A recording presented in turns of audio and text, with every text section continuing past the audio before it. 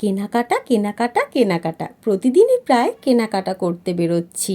বরের এখন morning duty, সকাল 7টার দিয়ে রাত 8টা। তাই 8টার সময় ডিউটি দিয়ে আসার পর বরকে চা করে দিয়ে দুজনে একসাথে চা খেয়েই বেরিয়ে পড়ছি টুকটাক করে কেনাকাটাগুলো সারতে। বাঙালির নববর্ষ বলে কথা, দুর্গাপুজোর থেকে কিছু কম নয় কিন্তু, তাই একটু কেনাকাটা করা তো বানতা হি হ্যায়। নেক্সট ডে সকালে বর বাজার থেকে আসার পর ইলিশ মাছগুলোকে ভালো করে ধুয়ে এই নতুন ব্লাউজ পিসগুলো নিয়ে চলে গেলাম ব্লাউজ বানাতে দিতে।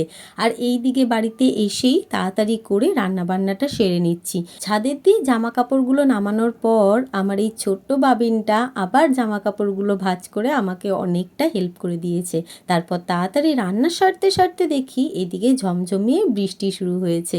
আর এত সুন্দর বৃষ্টির ওয়েদারে ইলিশ মাছ দিয়ে ভাতটা মনে হলো আরও জমে গেল।